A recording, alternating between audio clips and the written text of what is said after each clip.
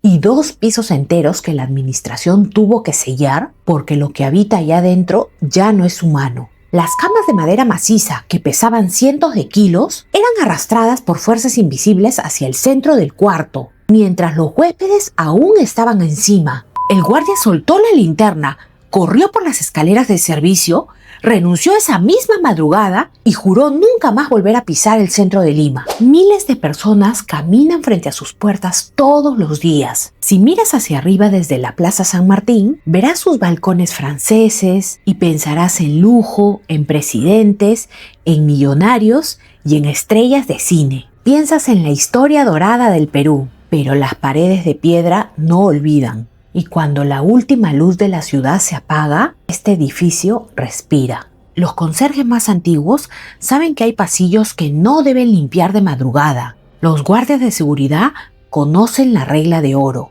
Si escuchas música saliendo de una habitación clausurada, no abras la puerta. Suicidios encubiertos por la alta sociedad, fiestas que terminaron en sangre, trabajadores que enloquecieron en el turno noche y 2 pisos enteros que la administración tuvo que sellar porque lo que habita allá adentro ya no es humano. Prepara tu canchita, apaga las luces y cierra bien la puerta.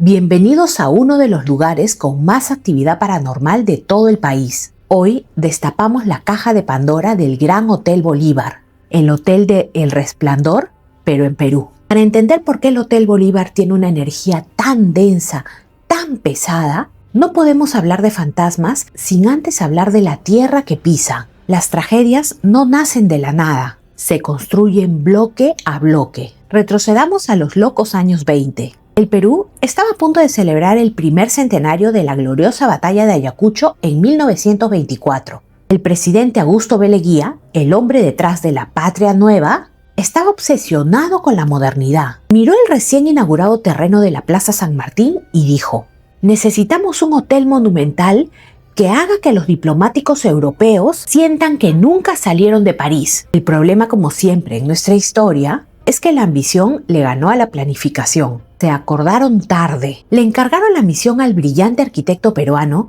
Rafael Marquina.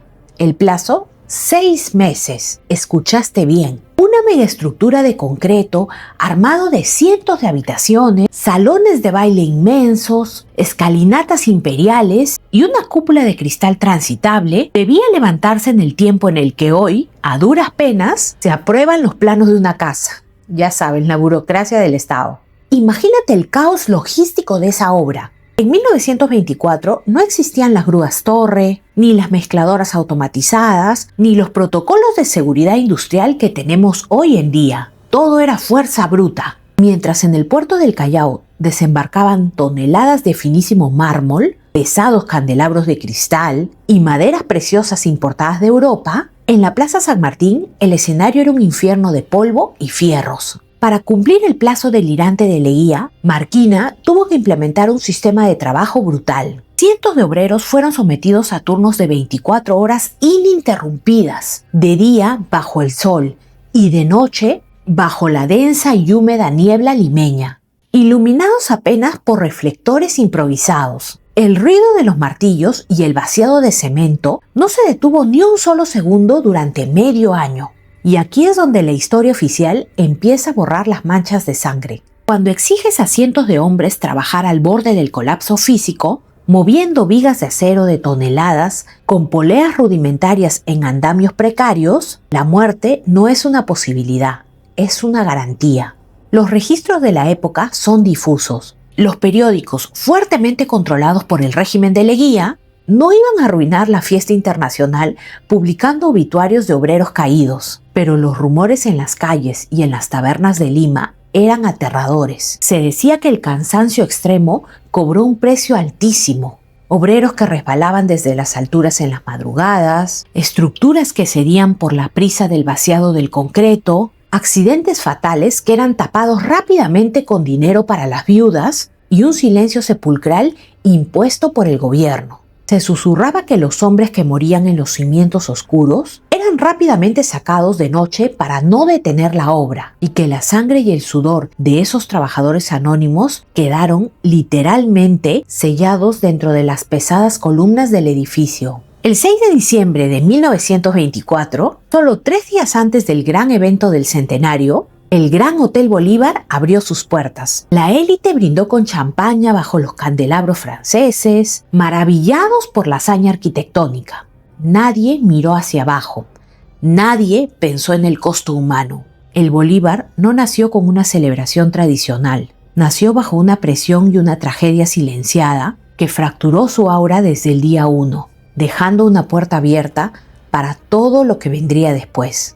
Una vez que la sangre en los cimientos se secó, el hotel se convirtió en el faro absoluto del poder en Sudamérica. Durante las décadas de los 30, 40 y 50, si eras de la rancia aristocracia limeña y no tenías una mesa reservada en el gran comedor del Bolívar, para la sociedad simplemente no existías. Pero el Bolívar no solo se conformó con Lima, se convirtió en el patio de recreos de Hollywood y de la élite mundial. Por esas alfombras rojas caminaron gigantes. John Wayne, Clark Gable, Julio Iglesias, Ava Gardner y hasta un joven Mick Jagger que, según las malas lenguas, dejó la suite patas arriba tras una de sus legendarias fiestas. El bar del hotel se volvió un mito internacional. El legendario director de cine Orson Welles se quedó tan maravillado, o quizás tan atrapado por el ambiente del lugar, que las crónicas limeñas juran que se tomó 42 pisco sours dobles en una sola noche. 42 copas.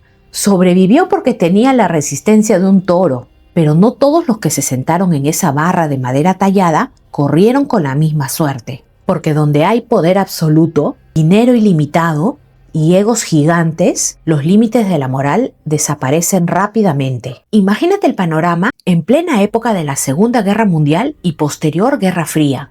El Bolívar no solo era un hotel, era un territorio neutral. En esas suites se cruzaban diplomáticos, espías internacionales, magnates mineros y hasta actrices de cine. Las reuniones en los salones privados, densos por los humos del puro y el alcohol, decidían el destino económico del país. Y de noche, el descontrol tomaba el mando. Se realizaban fiestas clandestinas de proporciones épicas que duraban días enteras a puertas cerradas. Bueno, no necesito especificarte todo lo que sucedía ahí. Solo te puedo decir que ahí corría de todo y pasaba de todo. ¿Pero qué pasaba cuando la fiesta terminaba en tragedia? ¿Qué ocurría cuando el hijo de un poderoso ministro o un diplomático extranjero sufría una sobredosis letal en medio de la madrugada? ¿O cuando una acalorada discusión por celos o deudas terminaba con alguien cayendo misteriosamente por la escalinata de mármol? En esa época y en esa Lima conservadora y elitista, el escándalo público simplemente no era una opción.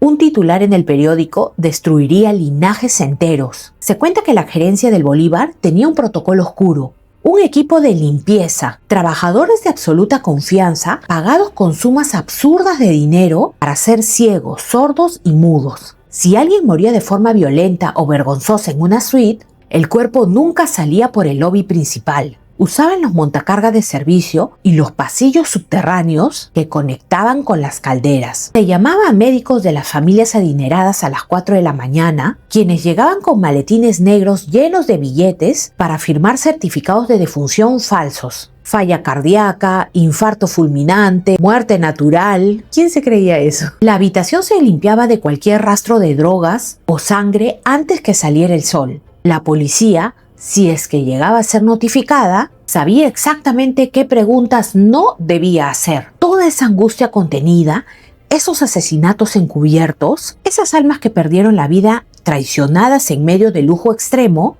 y a las que se les negó la justicia para proteger un apellido, no se fueron a ningún lado. Esa energía oscura, densa y violenta se quedó atrapada ahí, impregnándose en el papel tapiz, en los espejos y en las alfombras, esperando el momento exacto para volver a manifestarse. Pero como toda gran fiesta, tiene un final. Y para el Gran Hotel Bolívar, el final de su época dorada llegó en los años 80. El terrorismo golpeó al Perú, los cochebombas aterraron la ciudad y Lima se sumió en la época de los apagones. Los diplomáticos se fueron, las estrellas de Hollywood dejaron de venir. Los inmensos pasillos del hotel, antes llenos de risas y humos de puros, se vaciaron casi por completo. Fue exactamente en ese momento, en medio del silencio asfixiante y la oscuridad de las velas, cuando los trabajadores notaron que el hotel no estaba vacío. Cuando los vivos se fueron, los verdaderos dueños del Bolívar empezaron a tomar el control. Antiguos conserjes, personas que llevan caminando años por esos pasillos a las 3 de la mañana, coinciden en algo. En el Bolívar hay dos tipos de manifestaciones, las que no te ven y las que sí. Primero están las energías residuales. Guardias de seguridad reportan que al hacer su guardia nocturna cerca del gran salón de baile, comienzan a escuchar un murmullo. Suena como si hubiera unas 50 personas adentro. Se escucha el tintineo de copas de cristal sonando, risas ahogadas y a menudo un piano tocando un vals lejano. El guardia se acerca, pone la oreja en la pesada puerta de madera y la música sigue ahí. Pero cuando abre la puerta de golpe e ilumina con su linterna, el salón está en absoluta penumbra, vacío y con una temperatura glacial que te congela la respiración. Es como si el hotel hubiera grabado en sus paredes las fiestas del pasado y las reprodujera en bucle como un disco rayado. Pero luego están las presencias conscientes, y ninguna es más temida que la mujer de blanco. Sus apariciones se concentran en el tercer y cuarto piso. Los reportes de los últimos 40 años describen exactamente a la misma entidad. Una mujer joven, de una extrema palidez, vistiendo un traje de novia antiguo, de encaje pesado. No es una sombra difusa. Quienes la han visto aseguran que luce completamente sólida, hasta que te acercas. La leyenda cuenta que en los años dorados del hotel, una joven heredera de la alta sociedad reservó la mejor suite para su noche de bodas y el salón principal para la recepción, pero el novio jamás cruzó la puerta. Destruida por la humillación pública y el dolor, se encerró en su habitación y horas después se lanzó por una de las ventanas. Hoy en día, el terror psicológico que viven algunos de los huéspedes es brutal. Llaman desesperados a recepción a la 1 o 2 de la mañana, quejándose de que hay una mujer llorando desconsoladamente en la puerta de su cuarto. Un llanto que empieza con un sollozo y termina con un lamento desgarrador. La seguridad sube inmediatamente. Revisan todo el corredor y no hay absolutamente nadie. Solo una alfombra vacía y un inexplicable olor a jazmines podridos. Y si crees que puedes escapar de ella tomando el ascensor, piénsalo 2 veces. El ascensor principal del Bolívar es una joya de la ingeniería antigua. Madera tallada, rejas de hierro pesado que se cierran con un estruendo metálico. Decenas de turistas reportan haber estado esperando solos en el lobby de madrugada cuando las puertas del ascensor se abren y adentro los espera un botones. Un trabajador alto con el traje clásico de los años 50. Saco rojo, botones dorados y un pequeño sombrero circular. El turista entra, le dice amablemente a qué piso va, el botones asiente en silencio y acciona la palanca. Pero cuando llegan al piso y el turista sale al pasillo para voltear a darle las gracias o darle una propina, la cabina está completamente vacía. No hay dónde ir, no hay puertas secretas en el ascensor. El botones simplemente se desintegra en el aire cerrado de la cabina. El personal de limpieza lo sabe. Por eso, de madrugada, muchos prefieren subir 5 pisos por las escaleras de servicio con tal de no encerrarse en ese cubo de madera, donde nunca sabes si la persona que viaja a tu lado tiene pulso. Ahora, todo lo que te he contado hasta ahora pasa en los pisos habilitados, en las zonas donde los vivos y los muertos comparten espacio. Pero hay un límite, un lugar en este edificio donde la luz del día simplemente no entra. Si alguna vez te hospedas en el Hotel Bolívar e intentas subir a los últimos pisos, te encontrarás con una barrera física. Rejas de metal pesados en la escalera, montacargas bloqueados en el tablero principal y botones del ascensor que simplemente no funcionan. Si le preguntas a la gerencia, siempre te darán la misma respuesta ensayada. Están cerrados por remodelación. O hay daños estructurales desde el último terremoto que no se han podido reparar. Pero seamos lógicos. ¿Qué hotel de 5 estrellas en el corazón de la capital mantiene 2 pisos enteros en remodelación durante más de 3 décadas? La verdad, la que se susurra en los sótanos del centro de Lima es que el 5º y 6º piso albergan una oscuridad tan violenta, tan densa, que la administración simplemente tiró la toalla. Ningún conserje, ningún guardia de seguridad, ningún ser humano normal puede soportar el turno de noche allá arriba sin perder la razón. Todo comenzó en la década de los 70 y los 80. Una extraña y macabra ola de suicidios plagó a esos últimos pisos, pero no eran muertes aleatorias. Era como si el edificio mismo tuviera un magnetismo macabro que atraía a personas vulnerables. Un diplomático europeo que perdió la cordura de un día para otro, una joven de alta sociedad limeña, un empresario en bancarrota. Todos elegían esas habitaciones altas para terminar con su agonía. Tanta muerte trágica, tanto dolor acumulado, en un solo espacio físico, terminó por romper algo. Y en el centro exacto de esa fractura paranormal se encuentra la leyenda más viva de todo el Perú, la habitación 500. La habitación 500 no tiene el fantasma de una mujer llorando. Lo que habita ahí adentro, según dicen, no es ni fue humano. Los expertos en parapsicología que lograron entrar ahí en los años 90 lo catalogan como un poltergeist de grado extremo, una entidad agresiva que se alimenta del miedo. Antes de que la clausuraran, los reportes de los huéspedes que pasaron la noche en la habitación 500 parecían sacados de una película del exorcista. Personas que se iban a dormir y despertaban a las 3 de la mañana sintiendo que alguien los asfixiaba. Turistas que encendían la luz aterrorizados y encontraban rasguños profundos y marcas de manos en sus propios cuerpos. La actividad física era brutal. Los pesados televisores de tubo de la época salían disparados contra la pared. Las camas de madera maciza, que pesaban cientos de kilos, eran arrastradas por fuerzas invisibles hacia el centro del cuarto, mientras los huéspedes aún estaban encima. Y el olor, un hedor insoportable a carne podrida y azufre que inundaba el pasillo y desaparecía apenas salía el sol. El hotel intentó de todo, limpiezas energéticas, sacerdotes rociando agua bendita. Nada funcionó, la entidad era demasiado fuerte, así que tomaron la única decisión lógica, sellar la puerta. Le pusieron candados por fuera y prohibieron a cualquier empleado acercarse. Imagina el nivel de terror para que un negocio prefiera perder miles de dólares al año en lugar de alquilar esa suite. Hay un testimonio final, un relato escalofriante de un ex guardia de seguridad. En su primera semana, lo mandaron a hacer una ronda al 5º piso de madrugada. Todo estaba en silencio. Mientras caminaba por la alfombra llena de polvo, pasó frente a la habitación 500. Se detuvo en seco al escuchar un rasguño del otro lado de la madera. Él sabía que la puerta estaba cerrada con candado por fuera. Sabía que no había nadie vivo allá adentro. Pero mientras iluminaba con su linterna, vio cómo la manija de bronce comenzó a girar lentamente. Luego, la manija empezó a sacudirse con una violencia descontrolada, como si algo masivo estuviera desesperado por salir a cazar. El guardia soltó la linterna,